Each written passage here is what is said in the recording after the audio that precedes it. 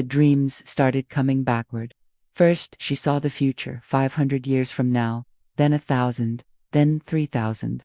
Each night took her further forward in time, showing her civilizations that hadn't been built yet, technologies that hadn't been invented, versions of humanity that didn't yet exist. And in every dream, the same message echoed through her mind like a promise or a warning she couldn't quite grasp. We will return. We are already returning. You are part of our return. When she finally understood what it meant during her regression session, when she saw the whole picture of where humanity was heading and why she was here now, it changed everything she thought she knew about past lives, future lives, and the nature of time itself.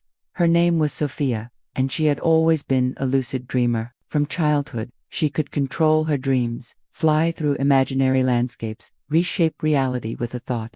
But these new dreams that started when she turned 33 were different. She wasn't controlling them. They were showing her things, teaching her, preparing her for something. And the strangest part was that they were dreams of the past, like most people experienced in past life regressions. These dreams moved forward, into times that hadn't happened yet. The first dream showed her a city made entirely of living buildings, not buildings with plants growing on them, but structures that were themselves alive, grown from some kind of bioengineered material that breathed and responded to the needs of the people inside. The sky was clean and blue, the air was pure, and people moved through the streets with a peaceful confidence she had never seen in her own time. Everyone seemed healthy, connected, purposeful. It was Earth, but Earth transformed, healed, evolved, beyond the pollution and conflict of Sophia's present day. She woke from that dream feeling disoriented and strangely homesick for a place that didn't exist yet. Over the following nights, the dreams continued, each one taking her further into the future. She saw cities that floated in the sky, held aloft by technology that looked like magic. She saw people who could communicate telepathically, reading each other's thoughts and emotions with ease. She saw a world where disease had been eliminated, where aging was optional, where death itself had become a conscious choice rather than an inevitable end. But she also saw the challenges these future humans faced, the remnants of old conflicts that still needed healing, the philosophical questions about what it meant to be human when you could modify your body and mind in any way you chose, the loneliness some people felt even in a world of constant connection. These weren't utopian visions of a perfect future. They were real, complex civilizations dealing with their own struggles while also having transcended many of the problems that plagued Sophia's current time. And always, threaded through every dream, was that message. We will return. We are already returning. You are part of our return. Sophia didn't understand what it meant. Were these future humans planning to travel back in time? Was she receiving messages from actual people who would exist centuries or millennia from now? Or was this all just her imagination creating elaborate fantasies?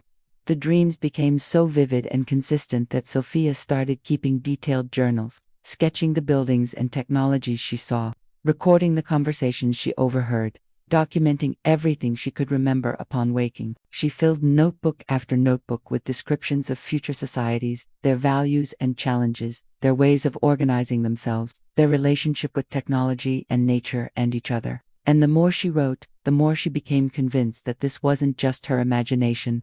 She was accessing real information somehow, seeing actual future possibilities. She researched online, trying to find others who might have experienced similar dreams. Most results were about past life regression, people remembering previous incarnations, but then she found a small community of people who claimed to experience future life progressions, visions of lives they would live or civilizations that would exist in times to come. They called themselves timesliders, people whose consciousness could move not just backward but forward along the timeline, accessing memories from both past and future incarnations. Sophia connected with a regression therapist from this community, a woman named Dr. Arya, who specialized in what she called transtemporal regression. Dr. Arya explained that consciousness wasn't bound by linear time, the way physical bodies were. Souls existed outside of time, and while incarnated they usually experienced life sequentially, moving from past to present to future. But some people, especially during altered states like dreams or deep meditation, could access their soul's experiences from any point in the timeline, including future incarnations. Dr. Arya suggested a regression session to help Sophia understand her future dreams more clearly. Unlike traditional past life regression that moved backward in time, they would do a progression, moving forward to access the future lives that were calling to Sophia through her dreams. Sophia was both excited and nervous. She wanted answers, but she was also afraid. What if the future she had been seeing was real? What did that mean for her current life, her current choices? What was she supposed to do with this information? The session was scheduled for a Saturday morning. Sophia arrived at Dr. Arya's office feeling the weight of anticipation. The space was filled with art depicting spirals and infinity symbols, visual representations of time as a circle rather than a line.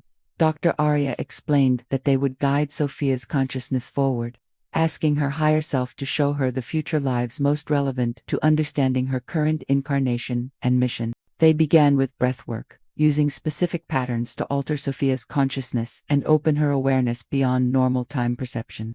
Then Dr. Arya guided Sophia into deep relaxation, using progressive techniques to quiet her thinking mind and activate her intuitive, timeless awareness. Sophia felt herself loosening from the anchor of present moment, felt time becoming fluid and malleable around her. Dr. Arya counted forward rather than backward, suggesting that with each number Sophia would move further into the future, into the timeline where her soul would incarnate again. 1. Moving into the near future, decades ahead. 2. Moving further, centuries ahead. 3. 4. 5. Moving into times so far ahead that current civilization would be unrecognizable. And with each number, Sophia felt herself traveling forward, watching the world change and evolve around her stationary point of consciousness. When Dr. Arya asked her to notice where she was, what year she had arrived in, Sophia found herself in a body that wasn't quite human anymore, or was human, but evolved beyond current humanity's form. She looked at her hands and saw they were elongated, with an extra joint in each finger, and they glowed slightly with some kind of bioluminescence. She was taller than she was as Sophia, her body lean and graceful in ways that suggested lower gravity or different evolutionary pressures. Dr. Arya asked what year it was. Sophia searched for the information and found it encoded somehow in her environment, in the technology around her that responded to thoughts rather than physical input. The year was 3847 by the old calendar that Sophia's present time used, though this future civilization measured time differently, in cycles related to cosmic events rather than Earth's orbit around the sun. She was in one of the living cities she had seen in her dreams, standing in a structure that was part building and part organism. The walls breathed gently, maintaining perfect temperature and air quality. Light emanated from the ceiling in patterns that responded to her emotional state, brightening when she felt happy, softening when she felt contemplative. She understood that she lived here, that this was her home in this future life. Dr. Arya asked her name in this future incarnation. Sophia felt for it and found something that translated roughly as Lumina, though the actual name was a frequency rather than a word, a vibration that identified her uniquely among her people. She was a temporal guide, she realized, someone who helped other souls understand their journey across time, who facilitated connections between different incarnations of the same soul, who worked with the timelines to ensure that past and future remained in healthy balance. Dr. Arya asked Lumina to describe her work, her purpose in this future civilization. Lumina explained that by this time, humanity had discovered how to consciously access all their incarnations, past and future.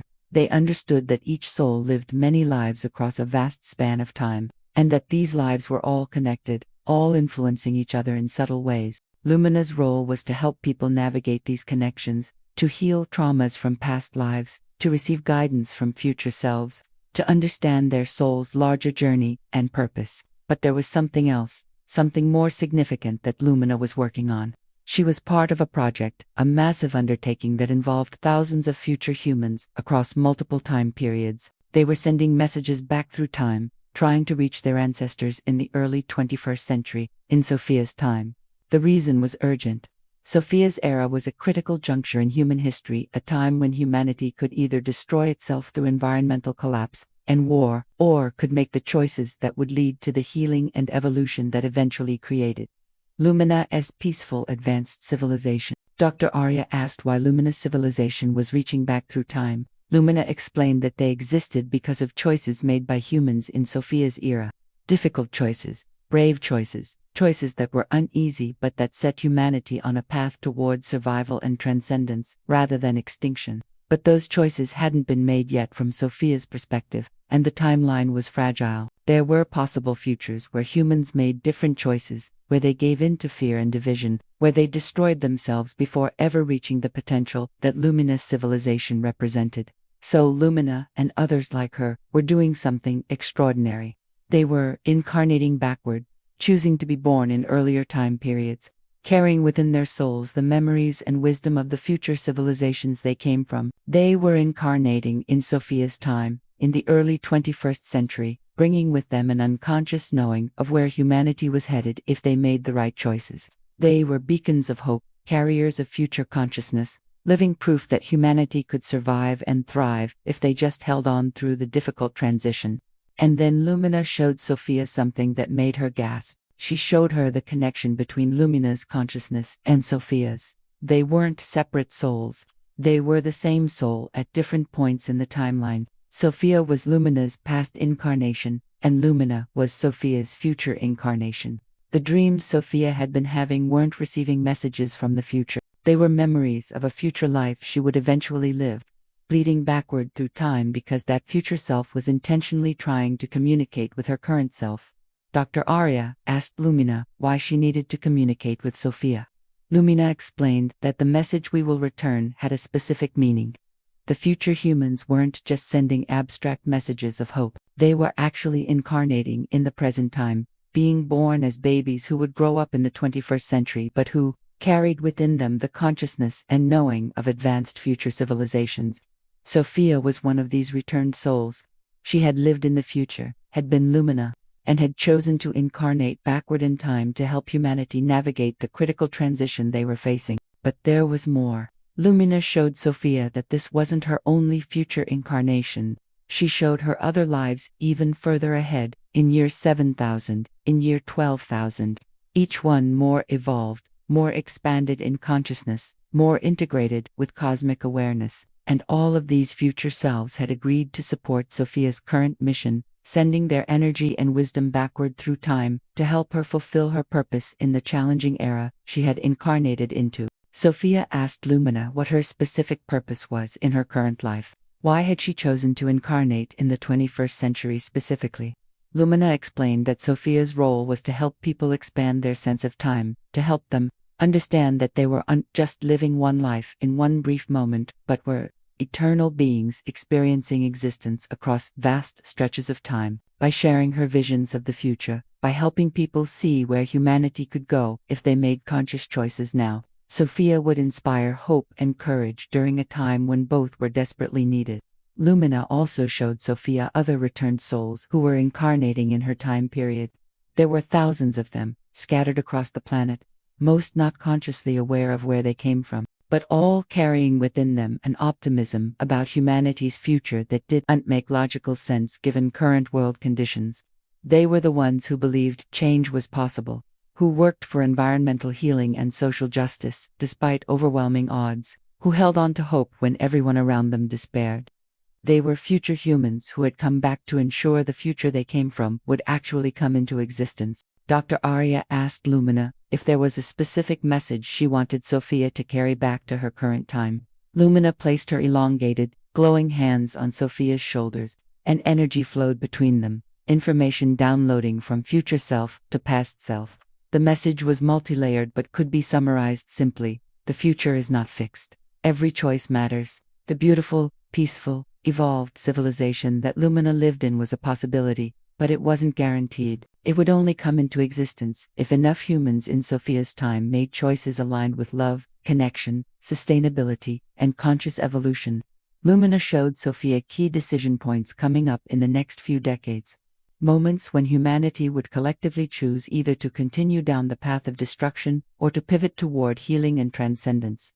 These weren't dramatic, obvious moments like major wars or disasters. They were subtle shifts in consciousness, millions of individual humans making small choices that aggregated into massive collective change, choosing connection over isolation, choosing cooperation over competition, choosing long-term sustainability over short-term profit. choosing love over fear. And Sophia's role was to help tip the balance toward the choices that led to Lumina's future, not through grand actions or political movements, but through simple, consistent sharing of her visions, her certainty that humanity had a beautiful future ahead if they could just navigate through this difficult transition period. Her optimism would be contagious, would give others permission to hope, would help create the collective belief that change was possible. And belief, Lumina explained, was incredibly powerful. What humans believed about their future shaped what future actually manifested. Lumina showed Sophia one more crucial piece of information. She showed her that time wasn't actually linear, that past, present, and future all existed simultaneously in an eternal now. From the soul's perspective, Sophia and Lumina were happening at the same time, just at different points in the spiral of incarnation. And because they were actually the same consciousness experiencing itself in different time periods, they could actively support each other. Sophia could draw on Lumina's knowledge and confidence when she felt overwhelmed in her current life.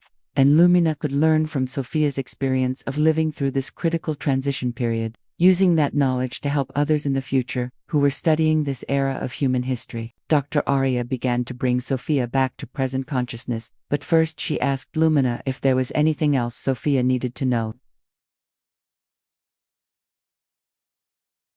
She said that Sophia should remember she was never alone, that she had an entire lineage of future selves supporting her, cheering her on, grateful for the choices she was making in this difficult time that would eventually lead to the beautiful world they inhabited. And she should trust the dreams, trust the visions, trust the impossible hope she felt about humanity's future.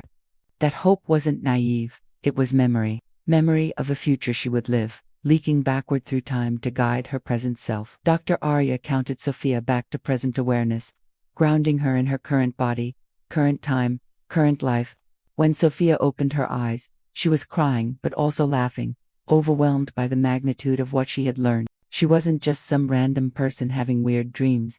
She was a future human who had incarnated backward in time with a specific mission. She was part of a coordinated effort by evolved future civilizations to help their ancestors, their past selves, navigate through a critical evolutionary bottleneck. The realization was both humbling and empowering.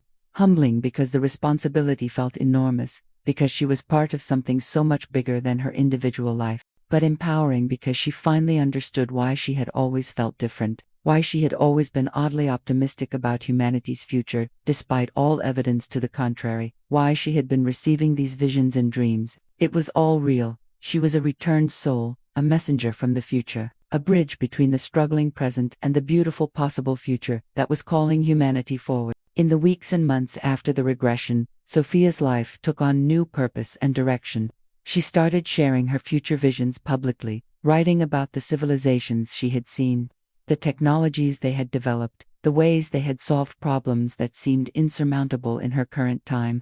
She created art depicting the living cities and evolved humans of the future. She gave talks about hope and human potential, and the importance of making conscious choices now that would ripple forward through time. Some people thought she was crazy, making up fantasy stories about impossible futures, but others resonated deeply with her message, felt the truth of it in their bones, recognized that she was describing something real and important. And many of those people, Sophia discovered, were also having similar dreams and visions. They too were returned souls, future humans who had chosen to incarnate in this critical time to help tip the balance toward the positive timeline. They found each other, these returned souls, drawn together by their shared sense of mission and their common understanding that the future was both knowable and changeable. They formed communities, supported each other, worked together on projects aimed at accelerating humanity's positive evolution. They became centers of hope in a world that often seemed hopeless, beacons of light showing the way forward. Sophia also maintained her connection with Lumina through meditation and intentional dreaming. She would regularly check in with her future self, asking for guidance and perspective when she felt overwhelmed by the challenges of her current time. And Lumina was always there, offering wisdom and encouragement, reminding Sophia that from the future's perspective, this difficult transition period was already successfully navigated. The dark times Sophia was living through were just the birth pains of a new world being born. She learned to draw on the strengths and knowledge of all her future. When she needed technical understanding, she connected with a future self who was a scientist in year 5000. When she needed diplomatic skills, she connected with a future self who was a mediator resolving conflicts between different human colonies on Mars in year 8000.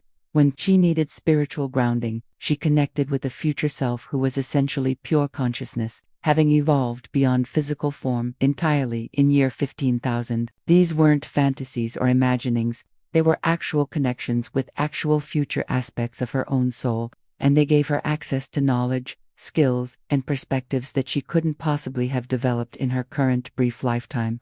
This was one of the gifts that returned souls brought back with them. This ability to tap into the accumulated wisdom of all their incarnations across time. Sophia also worked with others to document the messages coming from future civilizations. She discovered that the message "we will return" was being received by thousands of people across the planet, all of them getting the same core information in different forms. Some saw visions like Sophia did, others channeled written messages. Some received information through art or music, but all of them were accessing the same source, the same coordinated effort by future humans to communicate with and support their ancestors. They compiled this information, looked for patterns and consistent themes, and what they found was both encouraging and urgent. The future humans were saying that the next 50 years of Sophia's present time were absolutely critical. Decisions made and actions taken during this narrow window would determine which timeline humanity ended up on. There were potential futures of unprecedented beauty and evolution, but there were also potential futures of collapse and extinction. The timeline was balanced on a knife edge, and every human alive in Sophia's era had a role to play in which way it tipped. But the future humans were also saying that they believed in their ancestors. They wouldn't exist if their ancestors failed, so the fact that they did exist, that they were able to reach back through time with messages, proved that the positive timeline was possible and probably likely. Their very existence was evidence that humanity would make the right choices, would survive and thrive and evolve into the beautiful civilizations sending these messages. Sophia found this logic both comforting and confusing. If the future was already determined because future humans existed, then why did they need to send messages back? Why did the choices in the present matter if the future was already set? Dr. Arya explained that time was more complex than simple, linear cause and effect.